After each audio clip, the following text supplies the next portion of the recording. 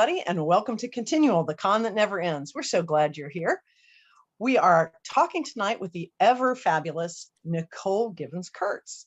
So welcome, and let's talk about writing and books and all the great stuff you've created. So tell us how you got started in this crazy business. When did you first start writing? Oh my gosh. So I started writing when I was really little. And I think a lot of people have a similar story. I had a very active imagination. So when my favorite cartoon had ended or my favorite family show had ended, I would go upstairs, and if I had to go to bed, I would continue the story in my imagination until I fell asleep. And so I was kind of doing fan fiction before I could actually write. My mom is a big writer. She's a big journaler. And so I would many times just sit with her, and she's got magazines all over her bed, and she's reading, and I would just sit with my paper and write the stories that my mom is writing. So my mom tends to chronicle our family history and events. And so I just was writing with her. So I've been writing like my whole life. But when I really fell into love with creative writing was in high school. Because I had been invited by my English teacher to submit an essay for an area district contest. Oh, cool. For high school students. And so I did, and I won. So that was pretty awesome. Got my picture in the paper, got paid $100, which in 1990 was big money for a 16-year-old. And so it was I was like, wait, someone would pay me for my words, me. Like I knew they would pay Stephen King, and I knew they would pay like Robin Cook, but Nicole, really?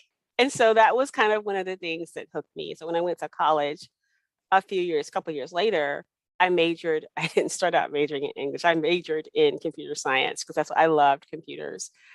But I minored in English because I still really loved English.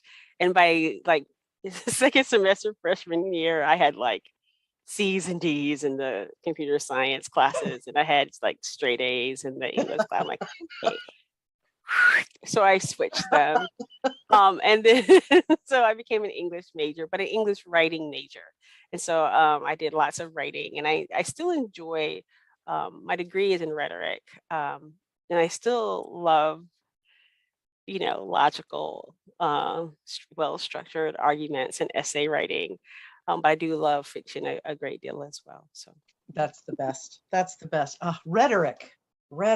Yeah, that's I actually taught it a few years at the University of New Mexico at the Gallup branch. Wow. Yeah, I'm a big fan and took courses at Red Loaf on rhetoric as well. So. Oh my gosh. But I imagine that makes you a superb judge of and superb analyst of not only your own work when you can step back from it, but of other people's work, because you have that logical sort of, when you switch over to that logical brain from the creative brain, I imagine that serves you really well in terms of self-editing and then editing. Yes. Does it or not? It can. And so sometimes I'm like, I know this doesn't make any sense, so I'm gonna use it anyway, just because I like the way the line flows.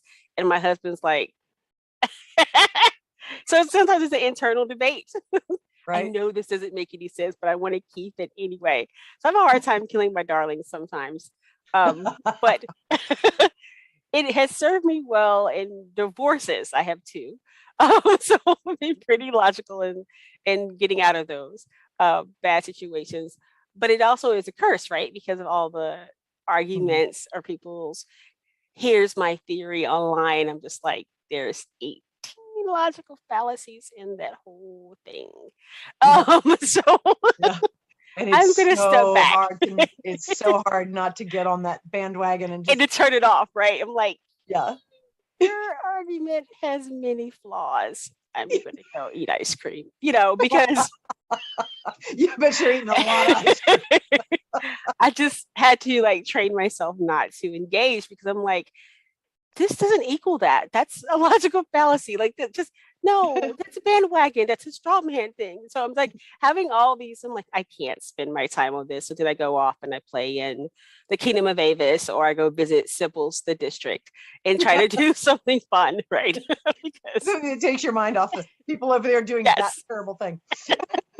Social media has made that worse because everyone thinks they're an expert arguing. I'm just like, no. Yeah. There's so not to mention that half of what you're saying is not factual. It's also filled with fallacies and incorrect logic. I'm just gonna go. I can't stay here any longer. Over here and write my mystery. So you progressed from that great high school and into college and everything. When did you start writing with the intent to share it with the world? So I did the thing where you like submit your short stories to all of these contests. I did that in like 97, and I got my first book contract in 98. Ooh, and it was an electronic publisher. So and it was for Brown Candidate, which is a story that's very much like A Handmaid's Tale. And don't go buy it, and please don't read it because it's awful. It should have never been put into print. Like, it's really awful. As all first books tend to be, it's not very good. So the ebook publisher was around possibly 30 seconds, and then they were gone. Yeah. And so I had to find another publisher, and the second publisher I found was Crystal Dreams Publishing, which was out of Wisconsin at the time. And they went on to publish Brown Candidate, The Soul Cages originally, a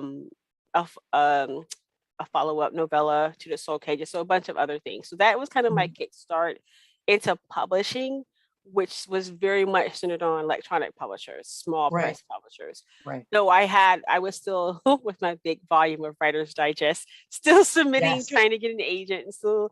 Look, people, these are the days. These are the ancient times of trying to get. These are the times when you queried with the first 5 self-addressed stamped envelope. Yes. Put a self-addressed and 5 pages in hopes that you had enough hook in 5 pages to get them to ask for 50 pages. Yes. And you printed on your Corona, right? You typed on your. Please tear off the dot matrix print edges before you send this in. And where you opened the champagnes, if they even responded, even if it was negative, you were like, woohoo! The post person was your friend because they were bringing you. Y'all want to talk about you can't wait. The waiting for a response was horrendous. You literally just went and did something else and forgot that you submitted to them because. Well, you kind of had to, because so many of them, and nobody paid any attention to this, but so many of them said you cannot multiple query. Nope. So if you're querying to us, please don't query to anybody else. Well, then they take 3 months to get back to you, and you're like, not doing that. Maybe, because it could have got lost in the mail. Right. Which is always exactly. So I did that and actually I stayed in small press publishing and really enjoyed it because it was faster. Right. Until I got I landed with Parker Publishing. Mm-hmm. And at the time, Parker Publishing was a mid-sized press. They had LA Banks, and they had a really kind of big cachet of authors, Black authors who were writing romance for them, and speculative romance and regular contemporary romance. But they were interested in their editor, the acquisition editor, was actually a big fan of science fiction and fantasy. Her name was Kimberlyn, and she really wanted to start a sci-fi line. And so she read Silence, which is the first of a Lewis book, and wrote me, was like, I want this series. You gotta love that. When somebody resonates with the story she told. She called me, which I was floored, because I was like, she actually called me on the phone, which was amazing. Like, this is a day, right? And so this is like 2000-ish, 2001-ish. It was very early, right after the millennium. And so I got an advance. I got a 2000 book run. I got a 3-book deal. I was like, yes, I'm on my way. And then the following year, the bottom fell out of paperback publishing. So no one bought. that book. Yeah. And they really had a difficult time marketing it because they hadn't done sci-fi before. Right. And they had been known as a romance press. Yeah. It was really difficult to land. And so the cover was very much, it was kind of futuristic, but it was pink and black. That's a little bit of a problem. So I had book signings at Walden Books and book signings at places, and I had a decent time like getting out there. But what I hoped was a shot up out of self-publishing and on to bigger things, not greater things, but bigger things didn't happen. And so they did publish the next 2 books in the series. They did fulfill my contract. They did pay me. They didn't do another print run because, again, by that time, ebooks were huge. And so they did do, they went on to print on demand. They did do paper. They did do ebooks. So when my contract with them was up, and I want to say maybe 5 years after that, I got all my rights back, and then I republished them at Mocha. Yes, and the covers are much more appropriate. Yeah, Tanya did a great job of. Yeah. I was looking at all the different things on Amazon, and I was like, wow, that's a cool cover. I like that one. And Tanya does beautiful covers. She does, and it was brilliant, and it fit the cyberpunk futuristic noir that is Sybil Lewis. That whole series, it was great. Yeah, and people sometimes discount, I think, how much a cover can sell a book. Because especially in the days of the Zon and ebooks and things, because even in a thumbnail, if it catches your eye, people go, oh, well, what's that about? And it's astonishing how much the cover can kill a book too. Yes. So very true. Because I've redone covers multiple times for a few books, just trying to get the right tone and what the genre requires for that. And it's a little difficult for me because my genres are mixed. They're all mashups, right? They're all mystery plus something speculative. And so that's a little harder to navigate than your typical sci-fi or fantasy or horror title. Right. Well, what led you in that direction? Because you started out with a romance publisher and went to the, much more the speculative fiction, but it, as you said, has a mystery to it. So those of us who are sort of genre benders, we do have a harder time. What led you more to those genres and adding speculative fiction into mystery, or having a speculative fiction mystery, rather than trying the more traditional routes? So I love mysteries, and I think you and I've talked about this before. I'm a huge mystery reader, right? So Sue Grafton and Robert B. Parker, those are my people. Lawrence Sanders, those are my people. Love mysteries, but I'm also a big horror and science fiction and fantasy fan as well. And so the stories that I enjoy are the ones that tend to have a mixture of both those things, like immensely. Sometimes the real world mysteries, like Sue Grafton, brilliant writer, great character. But sometimes I'm like, this would be great if the car would just levitate. I wanted a little bit more speculative in my mysteries. So I was like, wonder what would happen if. Yes. So what I wanted, a ghost yet?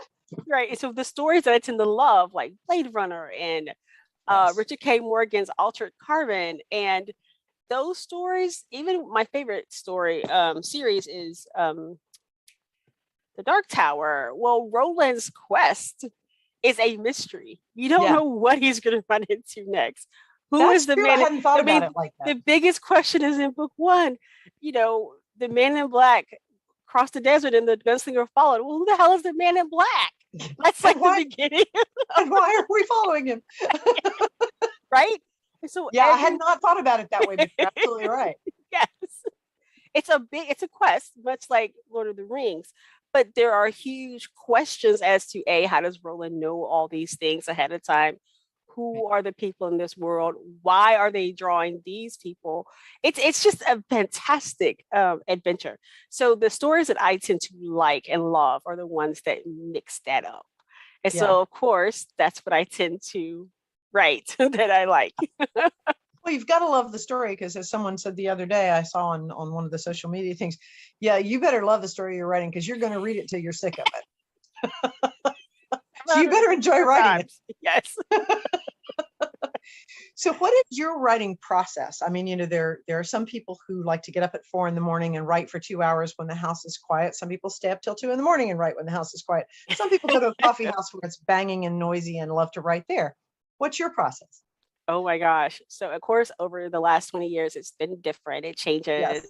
But right now, I don't do anything early. Like I just am, that's not how my body works. So I am usually up and I usually write to true crime shows. So they're on. I may not be watching them, and they're not getting my full attention, but they're just on in the background. Yeah. So I tend to like write till late, like 2 or 3 in the morning. Now that I'm working full time, I don't do that quite as much. Yeah. So I end up writing like during lunch, or I'm writing, a little earlier in the evening just because I gotta get up and go to work the next day. But on the weekends though, I do tend to write into the morning. And that's kind of my process. Do you have any of those quirky things that you do to get yourself in the right brain space for it? I shut the door and kick my dogs out. I mean,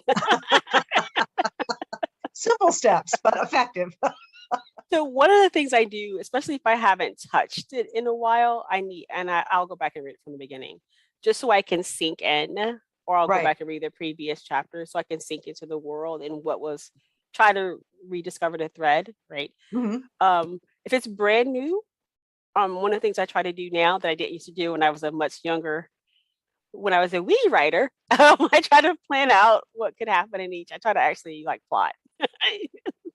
Before I was just a major pantser, which I still am when it comes to Sybil, because when Sybil discovers who the bad person is, or discovers a clue, Sybil discovers it. Yes. I don't know it's coming. And people are like, that's really weird because you're the one writing her. Okay, yeah, I'm writing her, but Sybil's actually telling the story. It's her story. And so I just listen to what she tells me and I write it down. And if I get it wrong, she lets me know. Because she's the next morning, I'm like, oh, my hand hurts. Oh yeah, that's a bad scene. Let me go ahead and read. Thanks, Sybil. Appreciate that.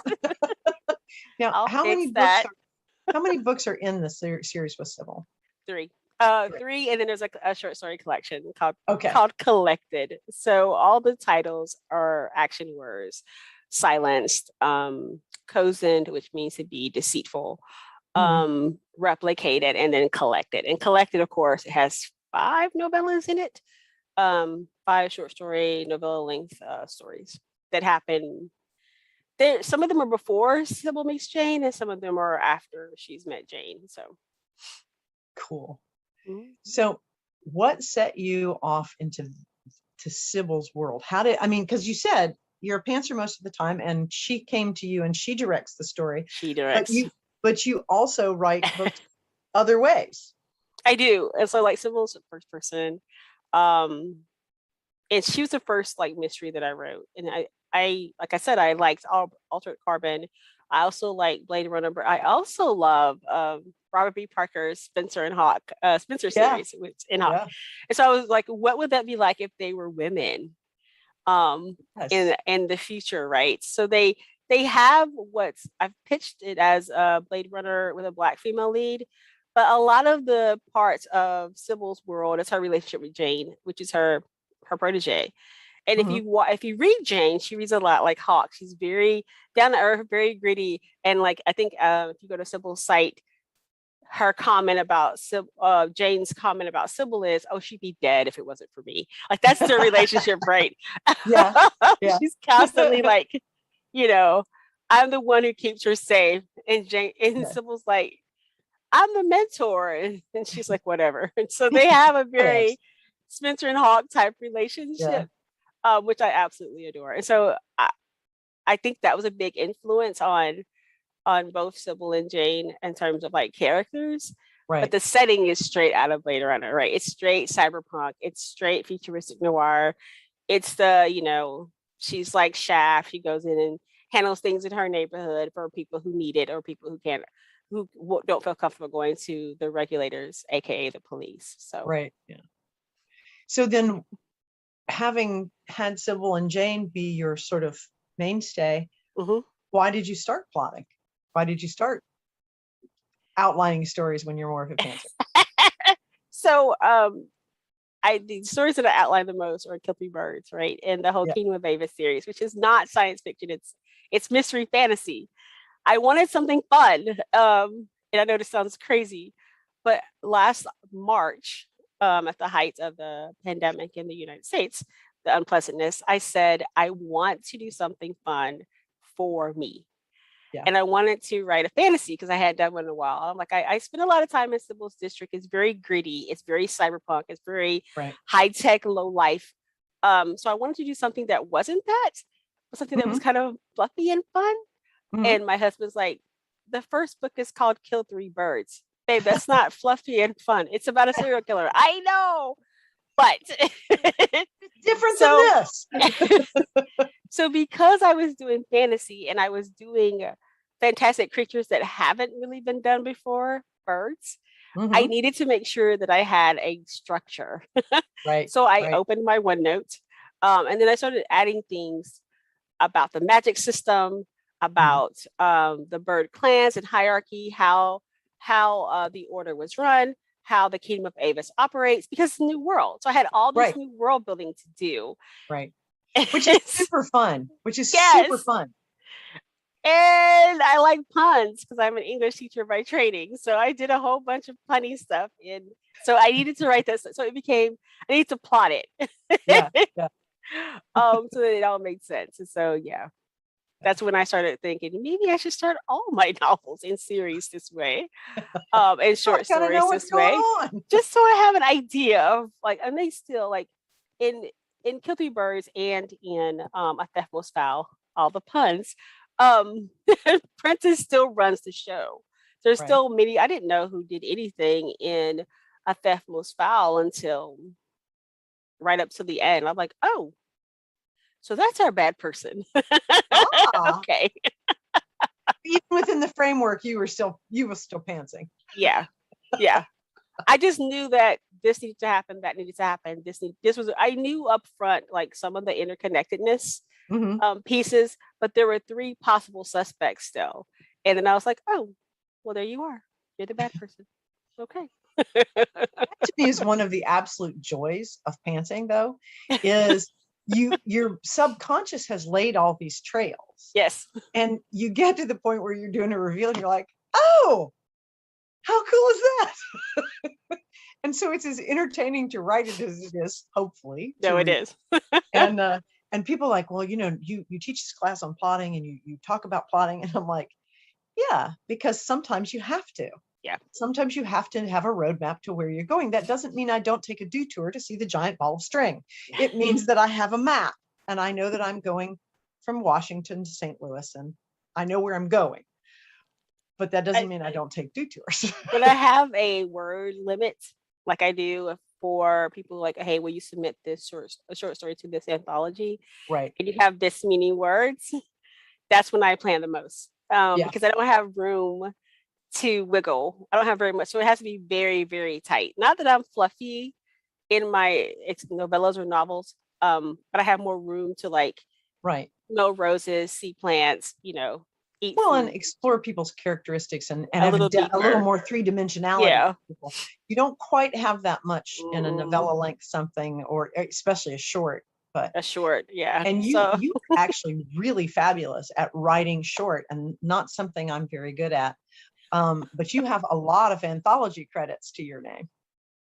Yeah. So what led you to that? Just exploring great ideas, or you get asked a lot, or? I get asked a lot now. I didn't used to.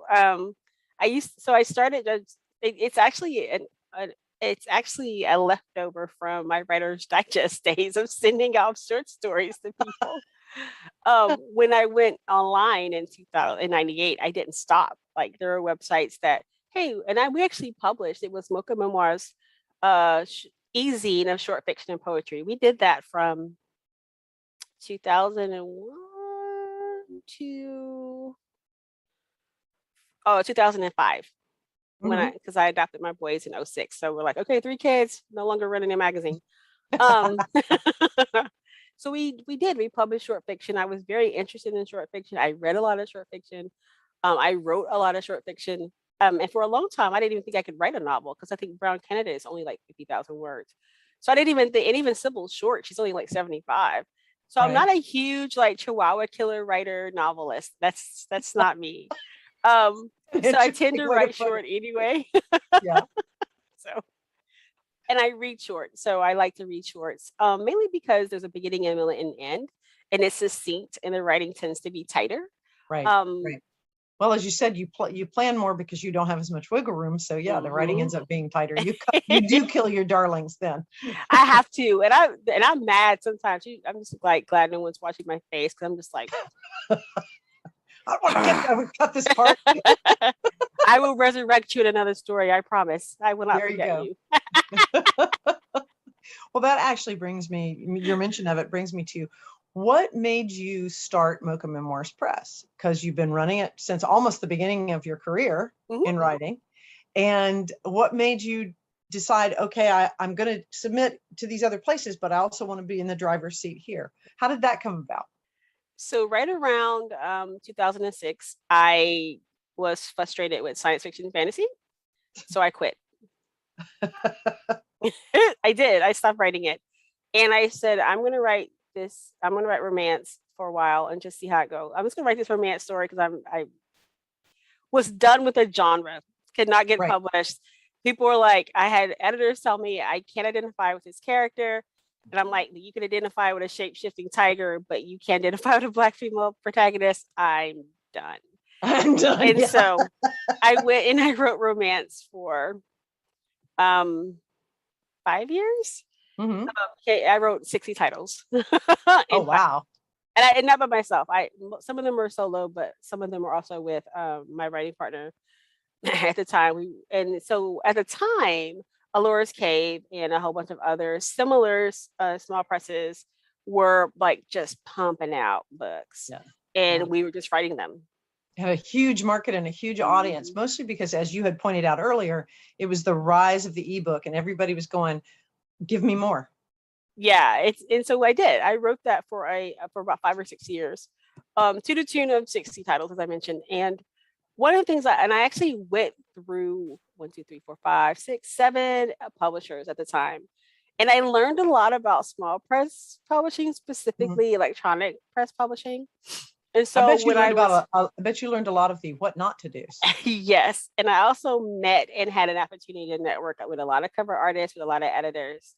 Those that I thought were great, and those I'm just like, you should never work for anyone, like ever. So what I did was, and when I went back, I was like, okay, I'm ready to go back to science fiction fantasy. I absolutely cannot write about A, B, and C parts anymore. And it had become that. Like, it didn't start out as tab that, A and slot B is what we when 2 of my publishers were like, you need to cut the first 10,000 words of this, and you need to have a sex scene every other chapter, I'm like, I'm done. Yeah, because that's just not storytelling to me. That's not what I signed up for. That's production line churn. And I just, and it paid well. It paid really well. I kind of miss the money sometimes, but I'm like, I can't write these types of stories that you want. Because there was a story that I loved, and they cut the first 10,000 words, and I was like, and I'm done. And so I started writing science fiction and fantasy again. But again, in the 6 years, nothing had changed.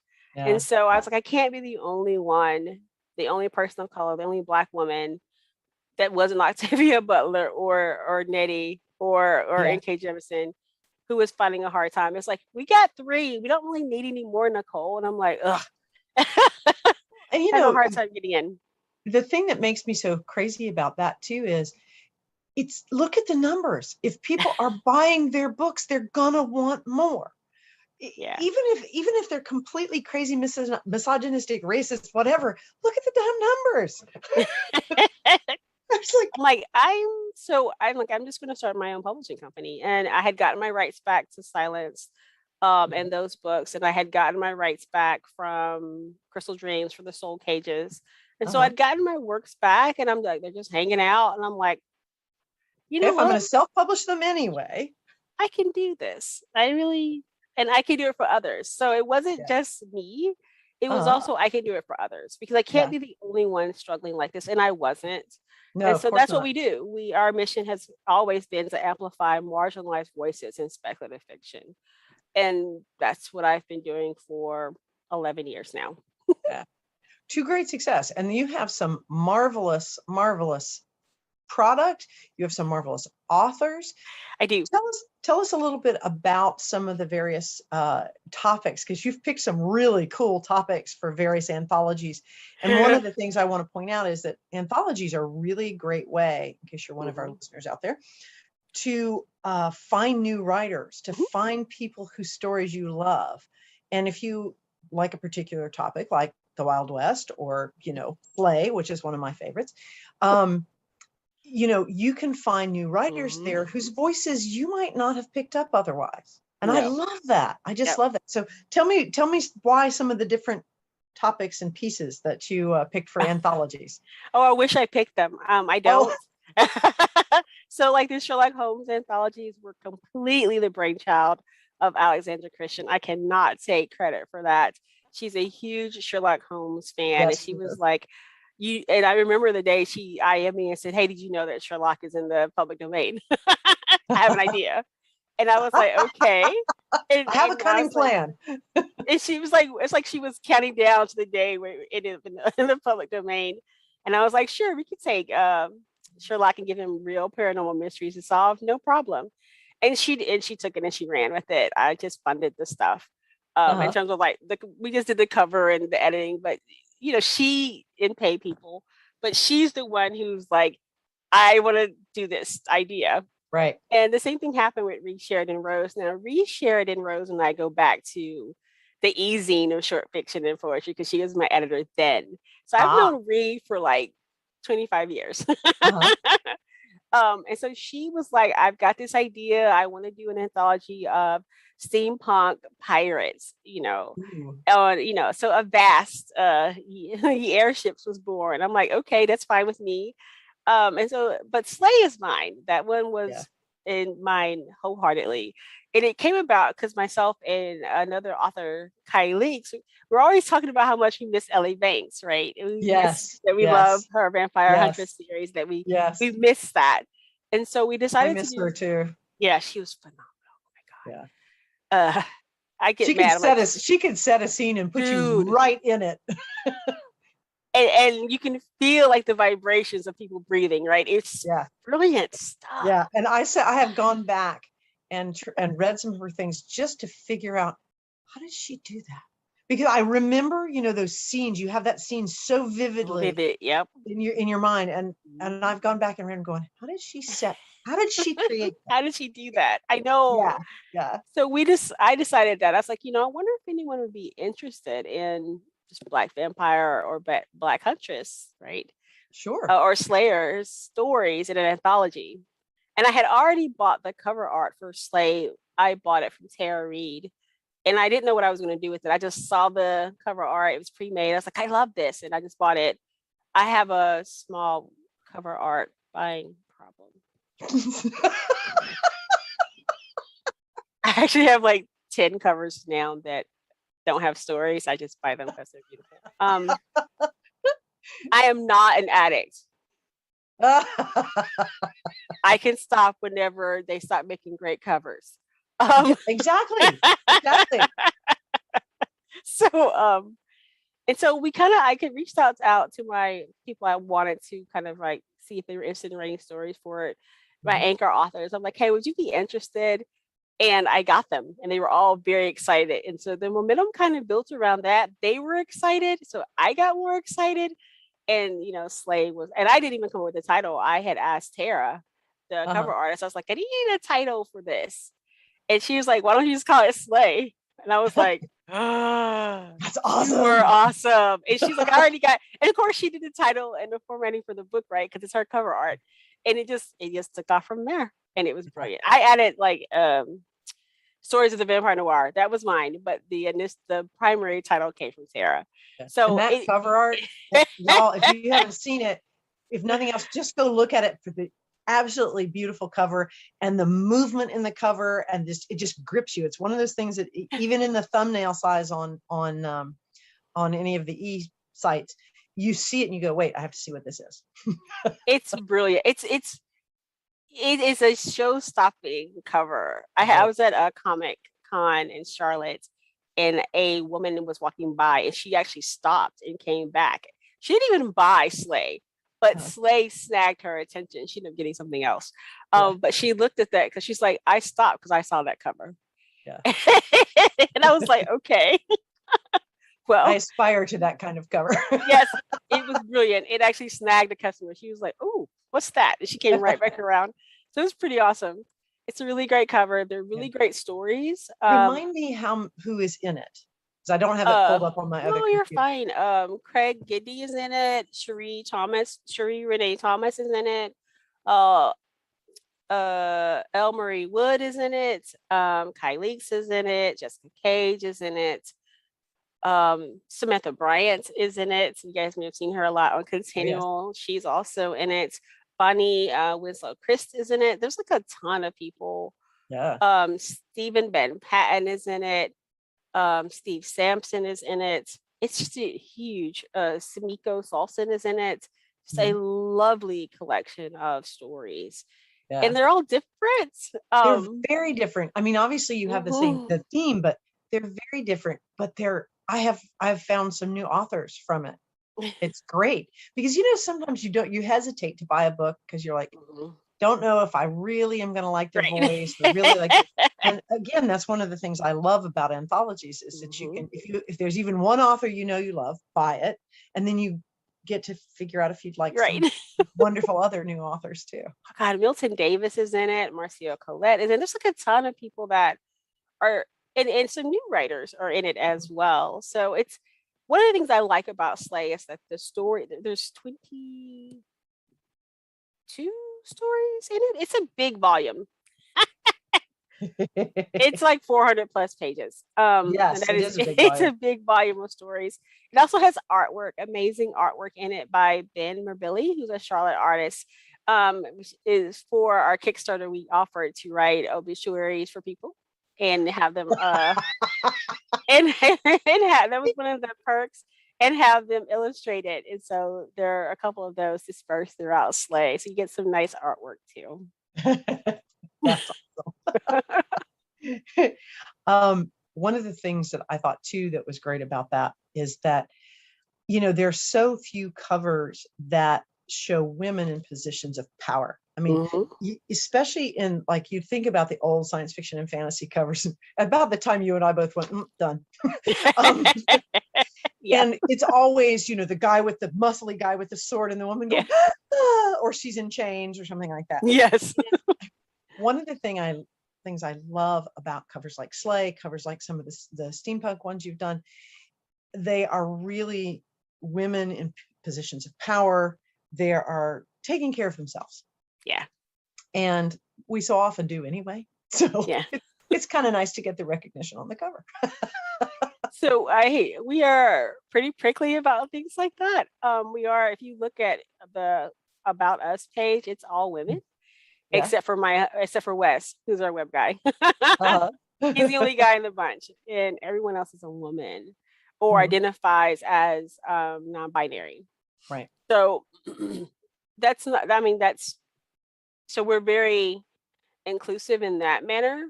We also like to catch each other like, wait, that's a little misogynistic. We're kind of not gonna go with that. And we call those out in editing because we do publish men. Let's say that we don't publish men. We do. But we do call it out in the editing and say, hey, we don't really like this. This is not who we are. It doesn't kind of represent who we are. But if it's true to the character, we'll leave it. Like, the character is a misogynist, it stays because he's a misogynist. Yeah. But we try to kind of tamp down on the exposition if it shows up. Right. And sometimes they don't know. So we do a lot of, hey, did you know this can be read as offensive?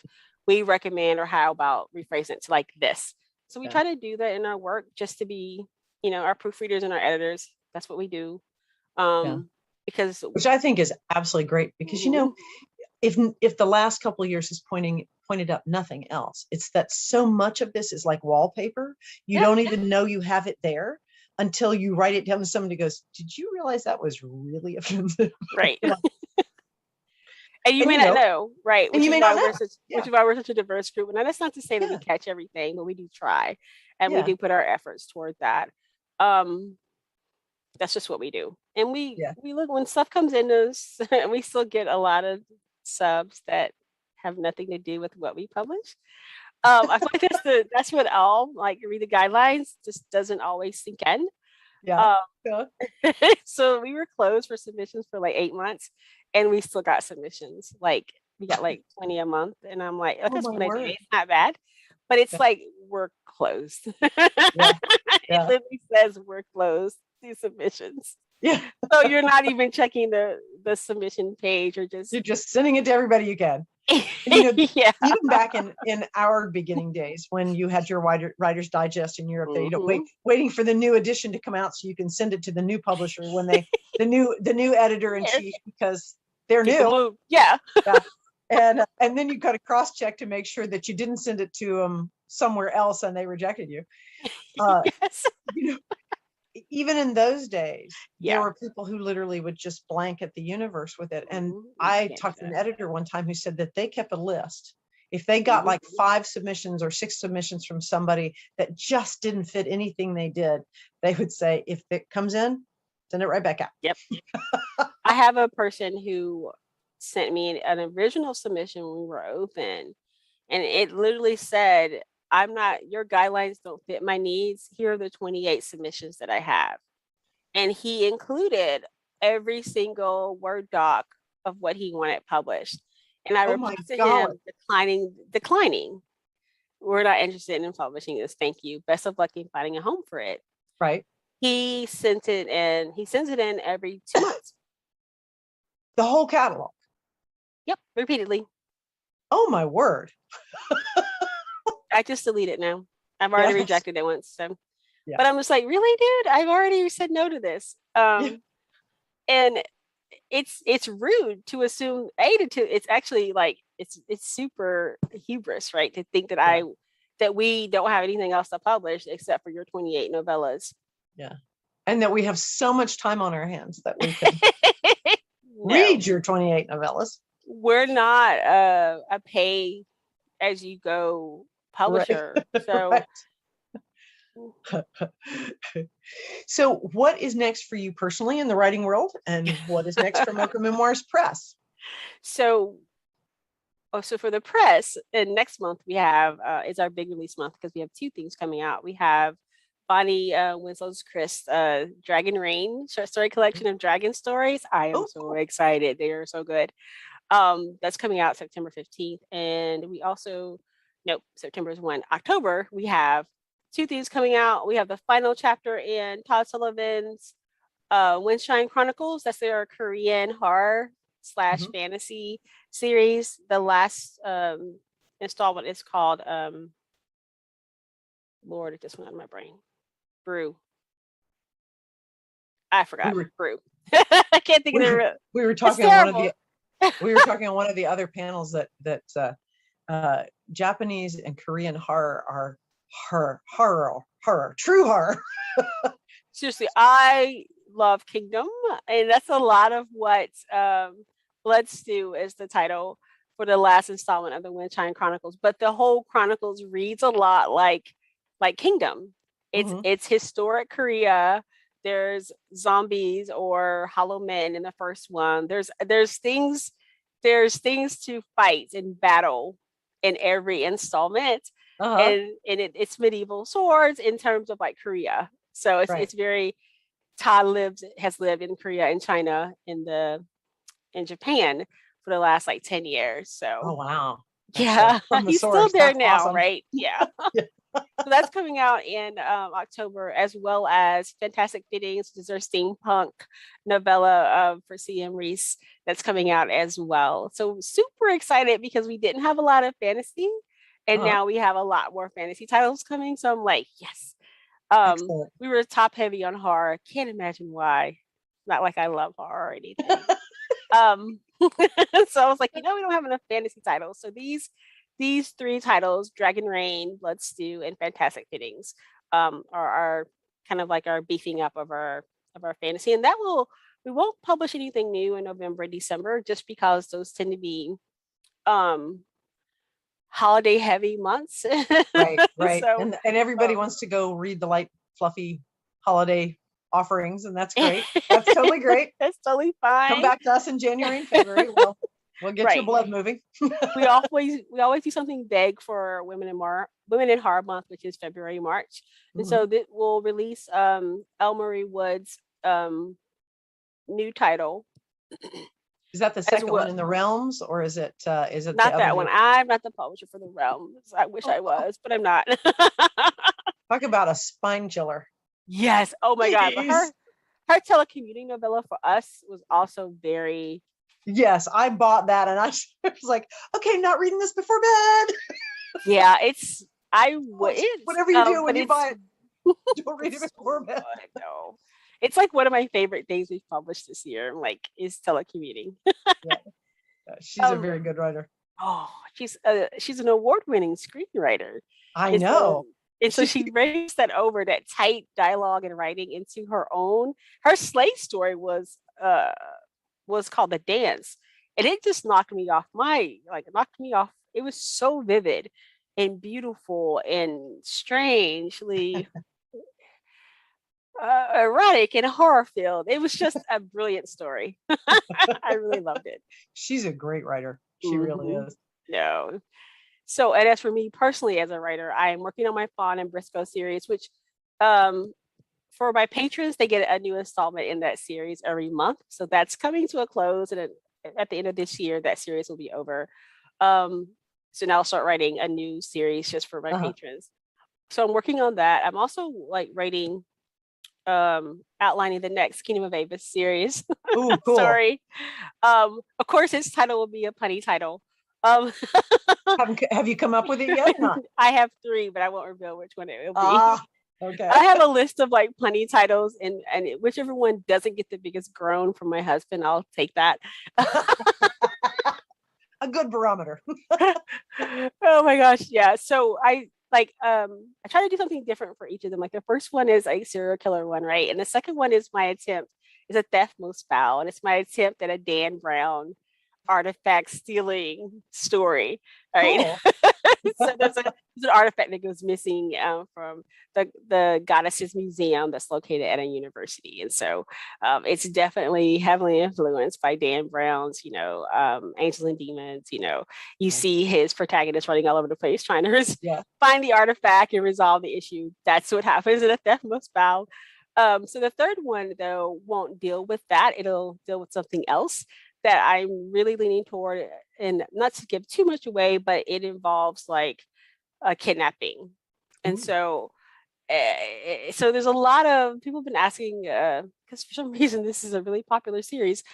People have been asking to learn more about not just Avis, but they want to know more about the religion of the goddess that's followed. And you get a lot more of that in A Theft Most Foul, but in the next installment, Prentice will go home, right?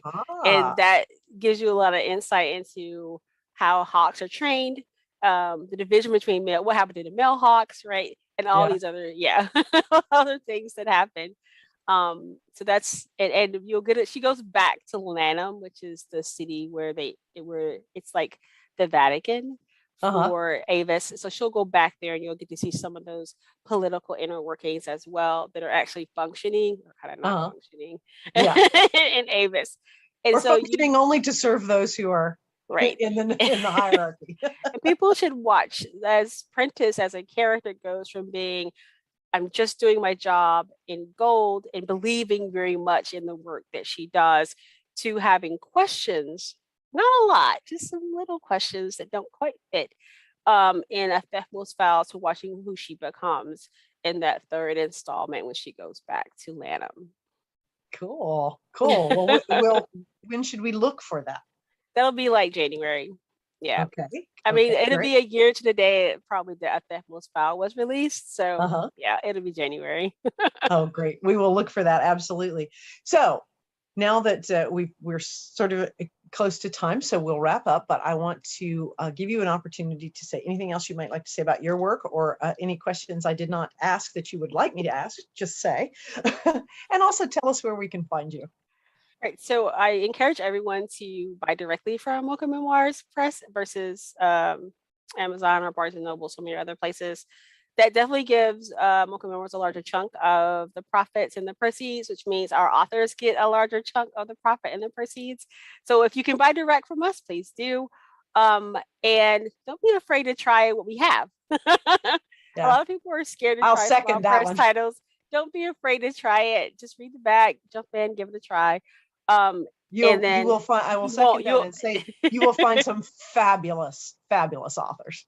Yeah, and we do have really great authors. But you can find us at mochamemoirspress.com. You can find me there as well. You can also find me at NicoleGibbonsKurtz.net. We are on Instagram at Mocha Memoirs Press, on Twitter at Mocha Memoirs, and you can find me in all of those places as well. We're on Facebook at Mocha Memoirs Press, just / Mocha Memoirs Press, and they'll take you to our fan page. And of course, you can find us at ConTinual. Yes, absolutely. We have always enjoyed having you on panels. Thank you. Thank you so much. And it's been wonderful to spend an hour with Nicole Gibbons Kurtz. I hope you'll join us again here on ConTinual.